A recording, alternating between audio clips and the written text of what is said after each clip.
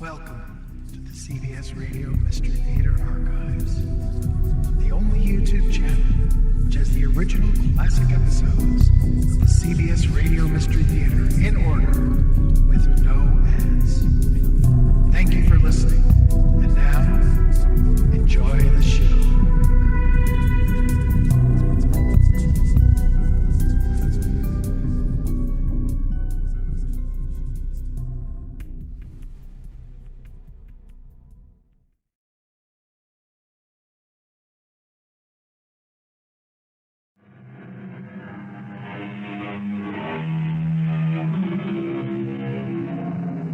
Come in. Welcome. I'm E.G. Marshall. The sun, we are told, shines on the good and the evil alike, and the rain falls on the unjust as well as the just. Rain and sun, water and light. Without them, nothing can grow in the garden of life. And so it all comes down to this. Since we may nurture the flowers of good or the blossoms of evil, which shall we choose to cultivate? I must say, you take this rather calmly. Shouldn't I? Well, you've just been informed that you've been reduced to poverty. That's merely a temporary condition. Oh, then you do have other assets. I have one other asset. And may I ask what that is? Certainly. It's you. Me? Yes, you. Between us, we shall conquer the world.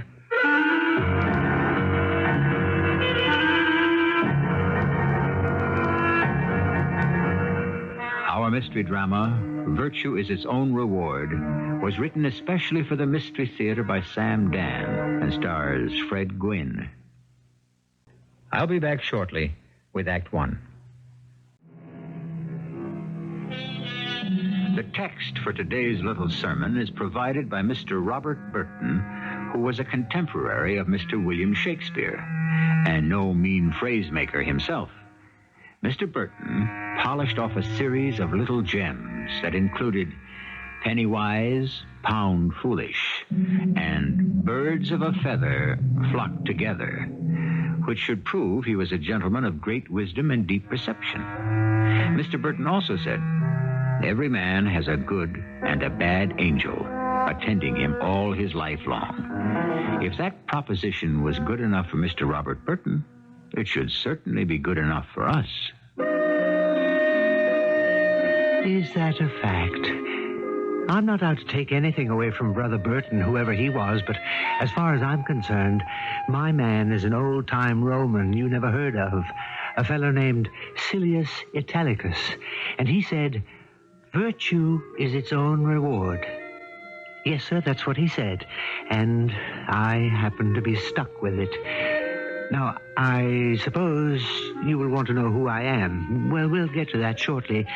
The fact is, you really can't appreciate me until you meet my client, Mr. Junius K. Barley. And where is he now? In his office and up to his old tricks again. Yes? Who? Yes, Miss Minzer. Miss Minzer, after he's in here a couple of 3 minutes, ring my phone, will you? What for? What do you care what for? Just ring the phone. I don't pay you to ask questions, just to follow instructions. Now, send him in. Women. Mr. Lamb. Oh, see here, Mr. Junius K. Barley. Won't you have a chair? To what do I owe the honor of this visit? I have a bill here. Yes, that does look like a bill. It's for water. Do you question the accuracy of the bill, Mr. Lamb? Oh, I question the legitimacy. Why do I have to pay for water? Well, that should be obvious. You're using it. You can't send me a bill for using my own water. You are 100% correct. While I cannot send you a bill for using your own water, I am entitled to charge you for using mine. Yours? You happen to be drawing water from the Armagansett stream. Well, that's on my property, the property you sold me. True. But I didn't sell you the water rights. Well, this is the craziest thing I ever heard. If you consult the deed. And I happen to have a copy here before me.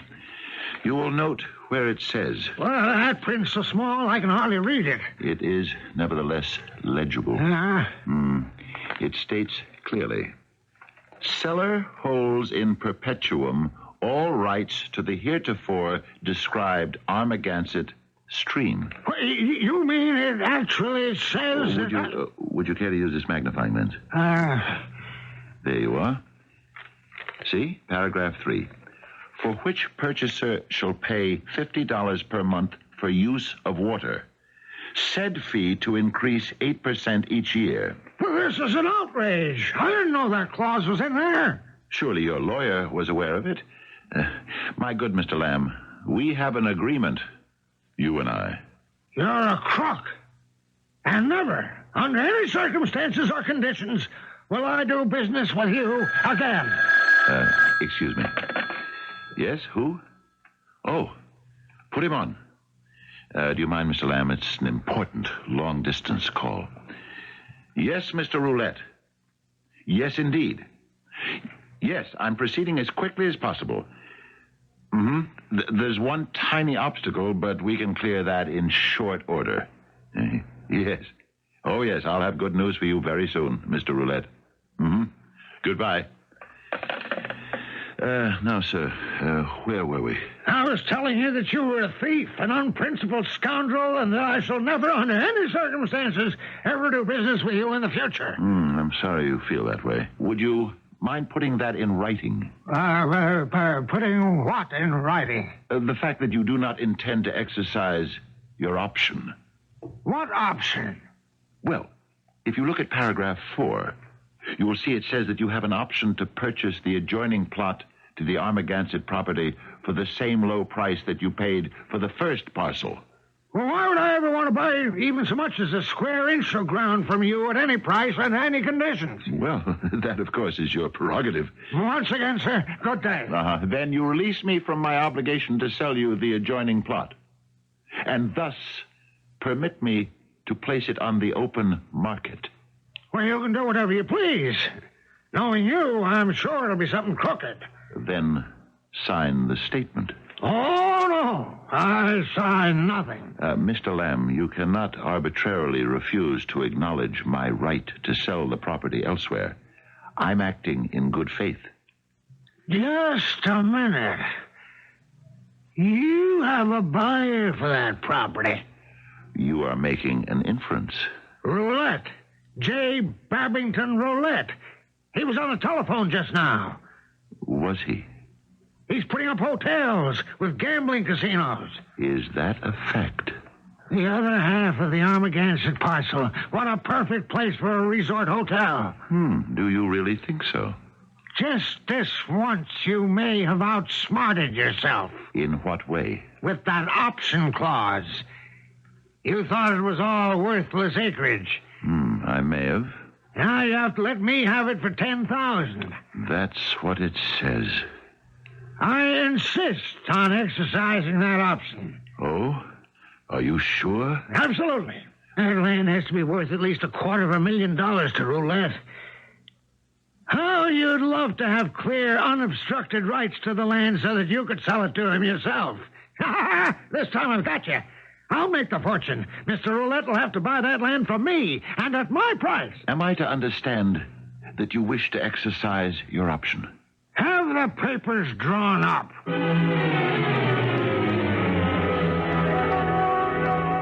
That's my client, Julius K. Barley. And who am I? Remember when the fellow was talking about the good angel and the bad angel that attends every man his whole life long? It so happens that I am Benjamin Benign, Mr. Barley's good angel, and I don't have an easy time of it. I'm usually on the carpet for the way I handle Mr. Barley. My supervisor, Mr. Nimbus, lives and breathes the rule book. Mr. Benign, I have a report here concerning Mr. Barley's latest escapade. Well, Mr. Nimbus, it isn't exactly an evil deed. No one forced Mr. Lamb to buy that second parcel of land. Mr. Barley implied there was an eager buyer for the property. Mr. Barley never said so directly. Mr. Lamb chose to make the inference. The fact is, you cannot cheat an honest man. The fact is, Mr. Barley cheated Mr. Lamb on the first transaction. All the conditions were spelled out in the agreement. In small print. But it wasn't illegal. It was done with the intention to cheat. What have you been doing to keep Mr. Barley honest, upright, virtuous? I've been trying very hard. He goes from bad to worse. I suppose I'll just have to try harder. I wonder if you're qualified to handle this assignment. I never lost a client yet. That's true. Yes, it's a fact. I have the computer readout of your activity since the beginning of time. Well, that should mean something. It could mean you never had a client that the other side really wanted. We have no way of knowing if that's true. We do now. You see, Mr. Benign, we have received a report from our intelligence. The other side has replaced Mr. Barley's current operative. I can't believe that. It means they think he has the potential to go all the way. Oh, not Junius K. Barley. I don't think there's any real harm in him. They've called in their ace, Nick Hellborn. Nick Hellborn? Yes, Nick Hellborn.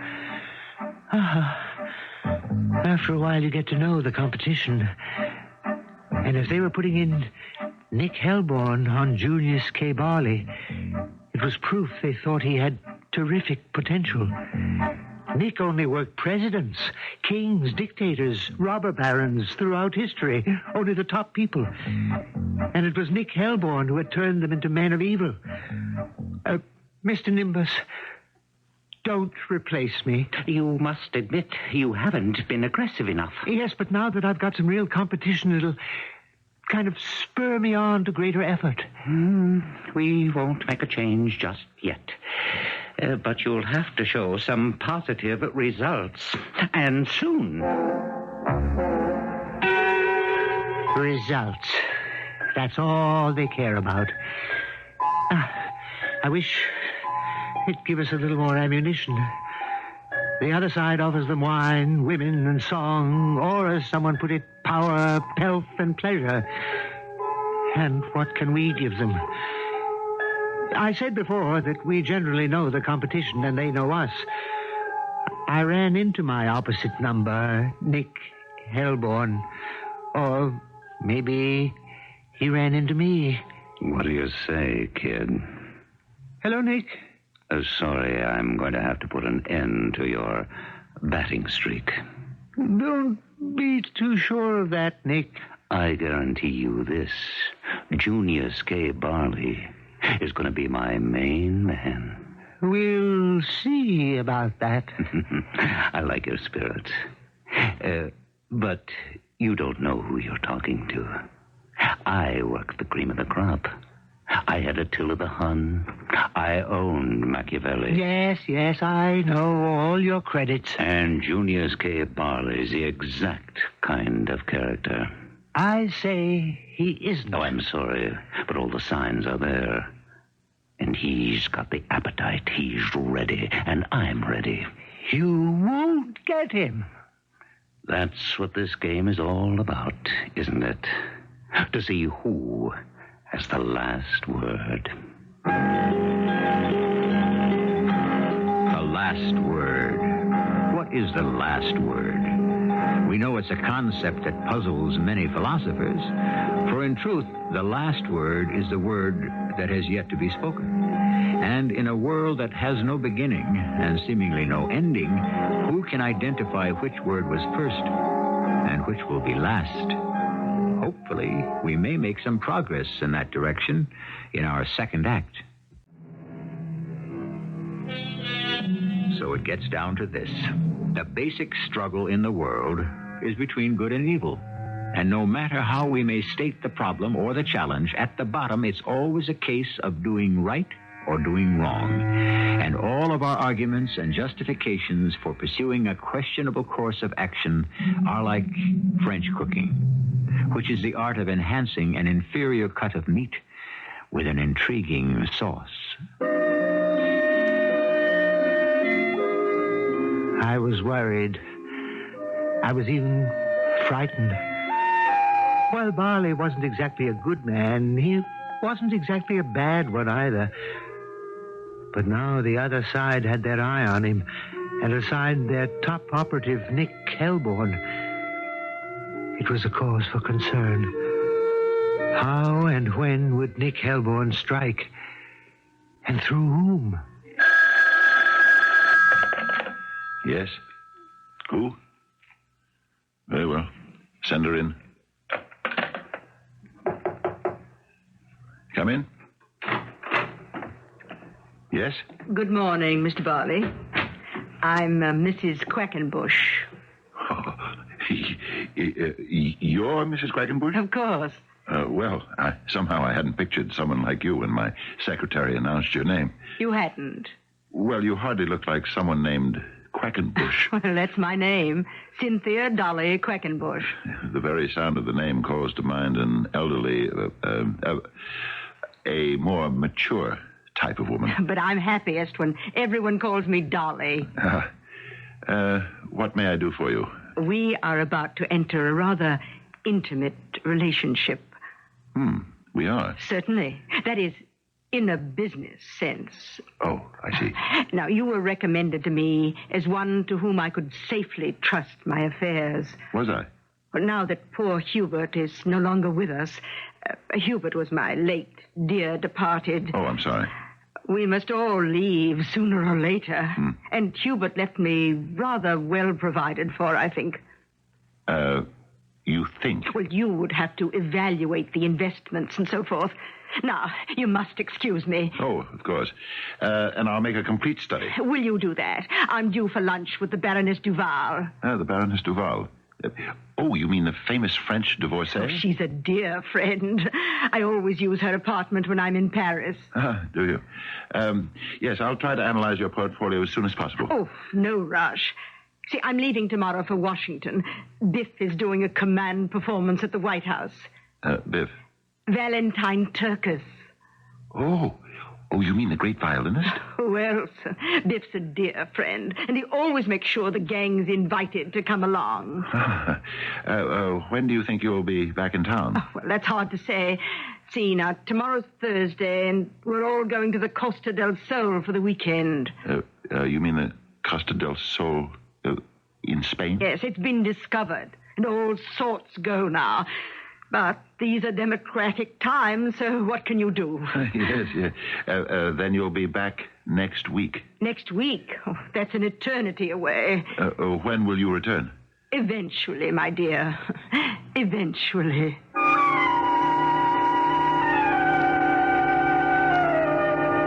That was Nick Helborn's opening gun.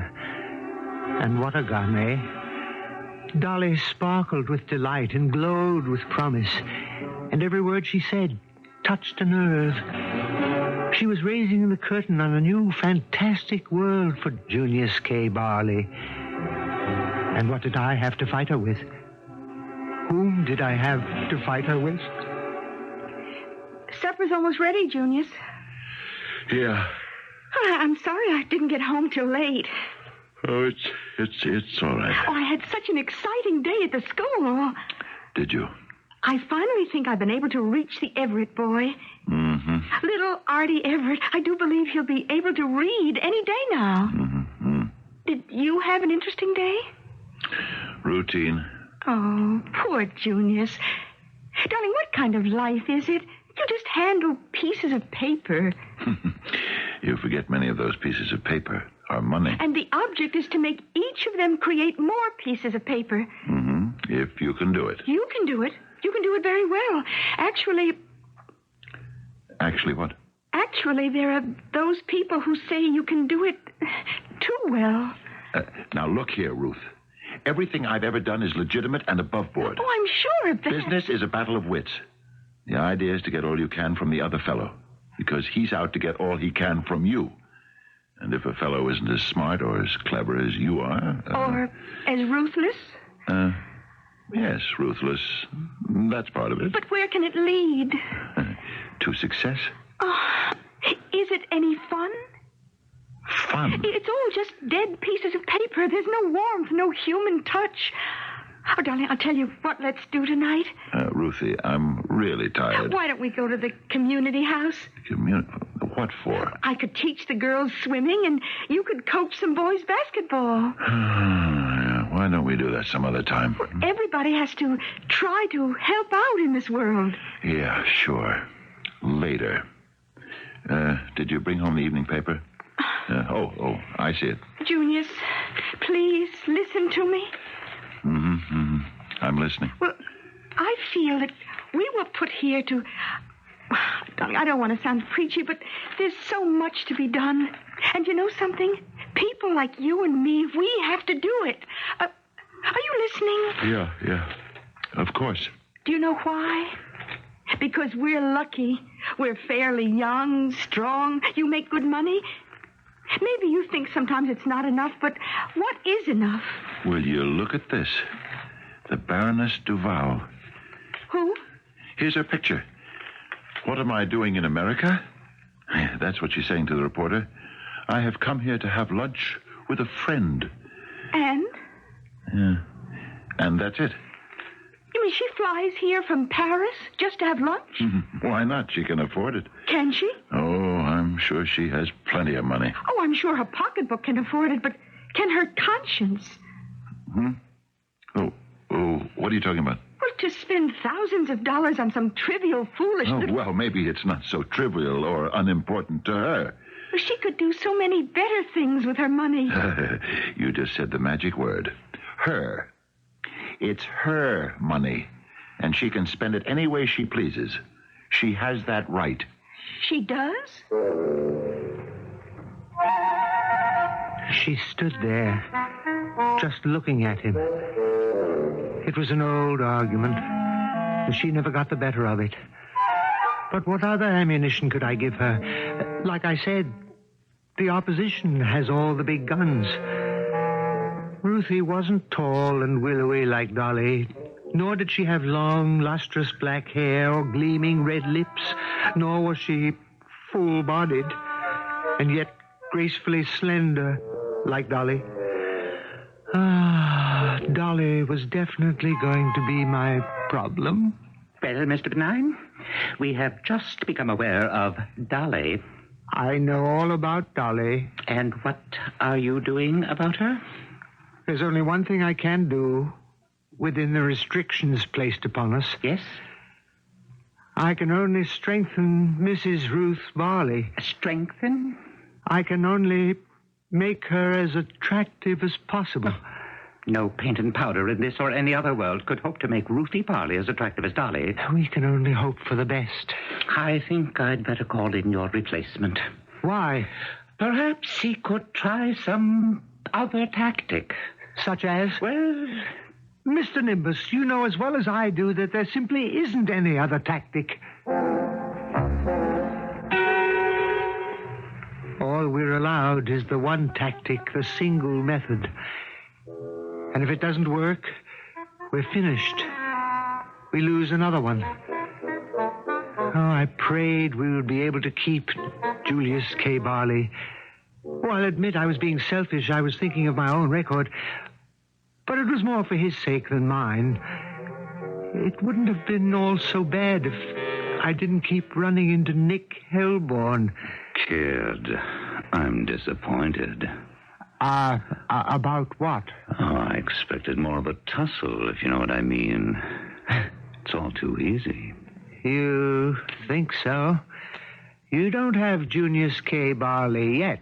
I've got him all wrapped in a package and tied with a bow. I could remind you not to count your chickens. You could. I could also tell you that you can't sell the skin of a bear that's still in the woods. And you know what I can tell you, kiddo? Anytime a guy starts spouting proverbs, it's a sign he's whistling in the graveyard. Oh, by the way, don't forget to tune in the TV tonight. TV? What TV? Then I remembered the concert, the command performance, and she would be there. Dolly would be there. And, of course, Junius would be watching on his TV. I could see from the way the camera was pointing that just past the soloist, you could most of the time see this absolutely fantastic-looking woman. And I could picture Junius staring at her.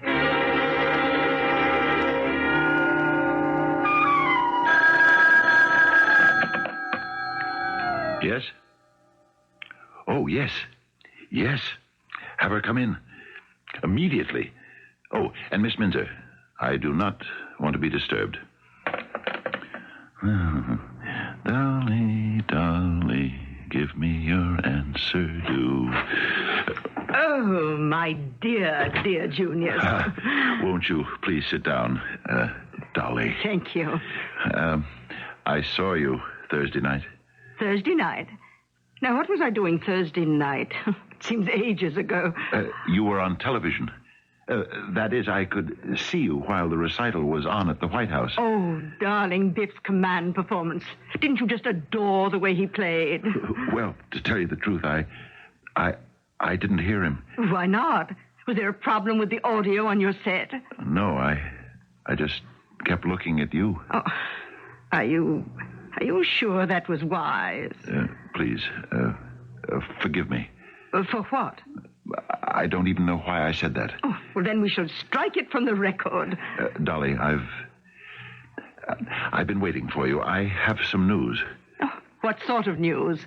Very serious news.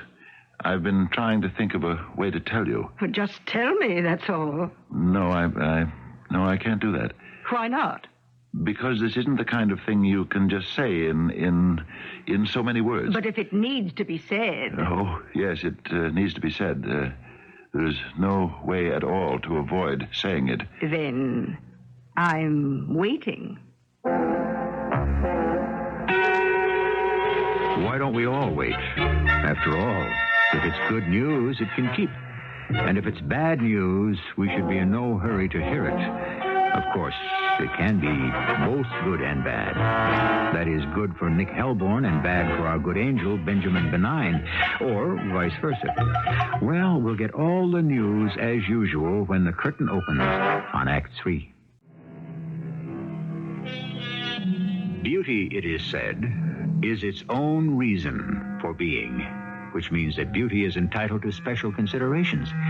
Beauty is always being preserved and protected. A beautiful lady in distress is always sure to draw a crowd, which proves beyond all doubt that if you have a choice of being beautiful or homely, you shouldn't hesitate for one moment.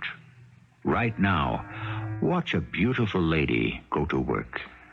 Dolly, I have examined all of the papers that you left with me. Ah. The documents that comprise your late husband's estate. Yes. The stocks, the bonds, the various securities, and so forth. And?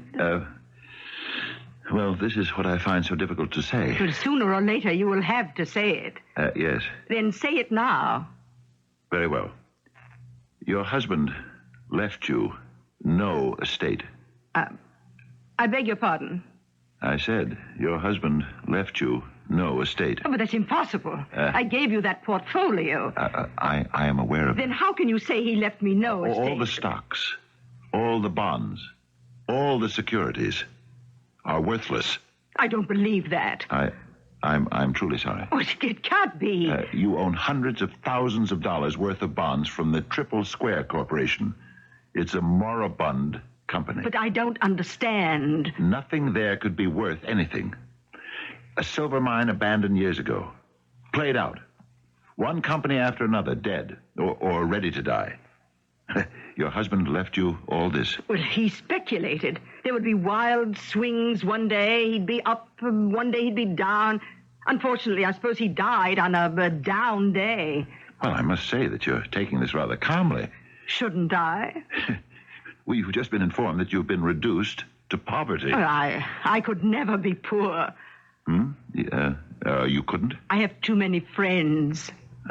Well, the terrible truth is that valid friendships are only possible among equals, and, Dolly, you're no longer equal to your friends, financially. Oh, that's merely a temporary condition. Ah, then you have other assets. Oh, yes, of course. Well, I'm relieved to hear that. I have one other asset at this time. And what is that? You should say, who? And I would answer, you. Me? Of course. I'm not sure I understand. Don't you? Come here. I'm sure I can explain it.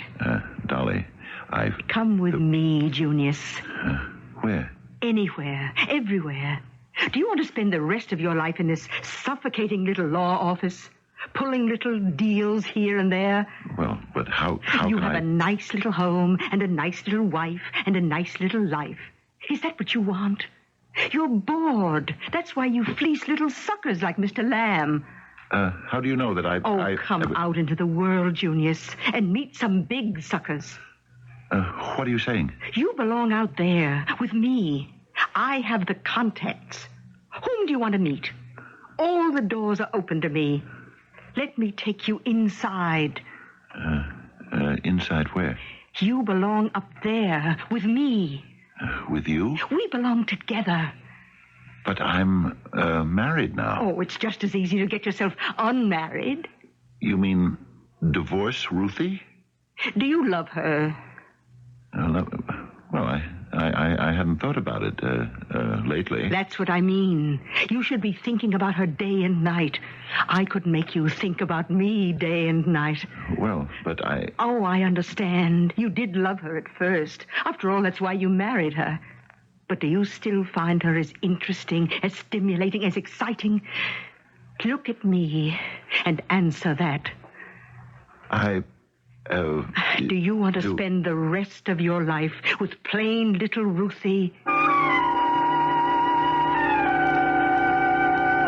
He was slipping through my fingers. I was getting panicky. I had never lost a client before, but this one was going, just about gone. They wanted Junius K. Barley. They wanted him so badly they were pulling out all the stops. I'd never felt so much pressure in all my career. And, of course, Nick kept rubbing it in constantly. Well, here we are, kiddo, in the bottom of the ninth. You got 2 strikes on you, 2 out, and you're down by 12 runs. What do you do now? This thing is far from over. I'll save him somehow. Say, do you want me to put in a good word for you? What are you talking about? Well, you've got good style. Anytime you want to jump the club you're with now and come over to mine, we can find a good spot for you. No, thank you, Mr. Hellborn. Oh, you should be with a real outfit, where you get something to work with, especially dames like, I got Dolly. Who you got? Ruthie? I'm happy with Ruthie. But which one of them's got the looks? And which is just the plain Jane? Beauty is in the eye of the beholder. Oh, there you go with the Proverbs again. A sure sign you're about to press the panic button. But far worse than Nick Hellborn was my own supervisor, Mr. Nimbus. He had not only pressed the panic button, he was sitting on it. What do you propose to do now, Benjamin? I'm doing everything I possibly can.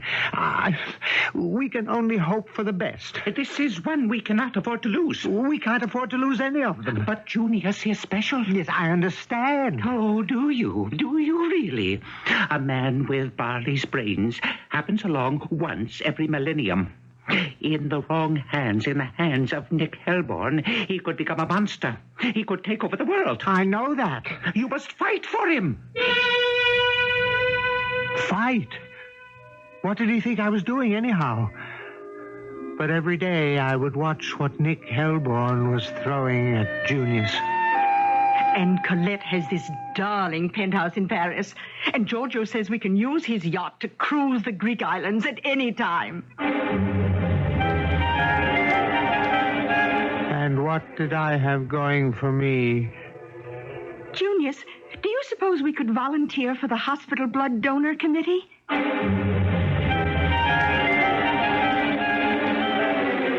There's no question that Nick had Dolly casting her spell.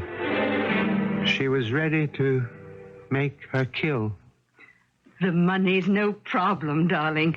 First, we can sell all my poor late husband's securities, especially the mines. But they're worthless. Of course. Well, then that's not exactly honest, is it? No, not exactly. I've never done anything before, Dolly, that was out and out dishonest. So why not? You flirt with the idea constantly, don't you? Well, You come close. Oh, so very close. And then you back away. Why? Why? You delight in toying with the concept. You want to. You want to so badly. Why don't you? You want to be rich, really rich. It can happen. You can sell anybody anything. Worthless mine? You've already sold worthless land. I made no claims for it. Oh, I may have allowed people's imaginations to run unchecked, but I never lied. Let the record show that. Oh, why are you so concerned with the record? What record? How do you know there actually is a record, or that somebody is watching, or even cares? You want me. You know you want me, and you want wealth and power, and you can have it all. Dolly, It's all yours. Take it. Take it. He was all softened up for the kill. Sooner or later, he would have to talk to Ruthie and tell her. For days, I'd been watching him, trying to nerve himself for the ordeal. He was going to leave her. That much he had practically decided. But first there would have to be a scene, and he didn't like scenes. Of course, there was no way I could talk to him. There was no way I could talk to Ruthie either. But there was one idea I might be able to get across to her. Just one little thing she should say to him. It might tip the balance. You're home early. Yes, Ruthie, I wanted to talk to you. I know. What do you know? I guess I know everything. Well, what does that mean? Well, it means you want to leave me. Why do you say that? It's true, isn't it? Who told you? You told me. Now, wait a minute. When did I tell you? Oh, not in words. I could tell by the way you react to me. Ruthie, There is another woman, isn't there? Yes. I suppose she has a lot to offer. She does, doesn't she? Yes. Yes, Ruthie. She's very beautiful, isn't she? Oh, yes. And very rich. Well, she knows how to become rich. And so do you. That's true. From now on, you just won't shear the lambs anymore. You'll go on to the wolves. You could say that. There won't be any stopping you. No holds barred, no rules. Devil take the hindmost. I'm sorry, but there are things I want, Ruthie. There are things I have to have. And you will, Junius. You'll have them all. She can give you everything. Except one thing. I'm the only one who can give you that. What? What do you mean? I mean, a night's sleep. What are you talking about? I could always sleep at night. Of course. What did you have on your mind or on your conscience? Oh, you may have pulled a sharp little deal here and there, but who did you ever hurt? Who did you ever destroy? Oh, I've seen your new lady. She's beautiful. Unbelievably beautiful. You're being very generous. How many other men will want her, too? Men as handsome as you. Handsomer. You'll be getting older. That'll keep you awake. At least with a plain wife, you don't have those worries. No, Ruthie, I wouldn't say you were plain. I said you were going after the wolves. But you'll be a wolf, too. They'll also be out to get you. You'll need friends, associates. But will you be able to trust them? That'll help keep you awake. Ruthie. Now that I think of it, you might just as well go off with her. What are you saying? What can I offer you? Only one small thing. A good night's sleep. She said it. Somehow I'd gotten through to her, and she said it. He stood there and laughed. Ruthie, can you forget what I said and forgive me? I'll forgive you, but I'll never forget it. And that's the way it ended. I preserved my record. Mr. Nimbus no longer nibbles on his fingernails when he thinks of Junius K. Barley. And even old Nick Helborn had a compliment for me. Well, kid, you did a great job. But tomorrow's another day. And so it is. As they used to say, another day, another dollar. But that was way back when $1 a day was a handsome wage indeed. But while tomorrow will always be another day, yet in some ways, it will be the same day as today. In one way or another, it will present us with the same problems, the same challenges, the same opportunities. I'll be back shortly.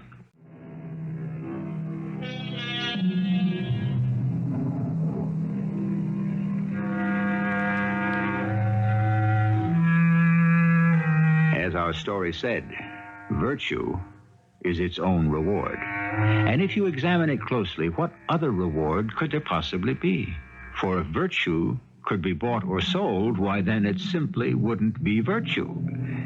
And the very next time some still small voice within you urges you to follow a virtuous course, remember it's the voice of Mr. Benjamin Benign or one of his colleagues. They need all the help they can get. And so do you. Our cast included Fred Gwynne, Bob Dryden, Ray Owens, and Bryna Raeburn. The entire production was under the direction of Hyman Brown. I hope you enjoyed this episode of CBS Radio Mystery Theater. If you've enjoyed this and want to hear more, please subscribe to this channel. You can also visit my other YouTube channel by searching Mr. Brian McCarthy in the YouTube search bar.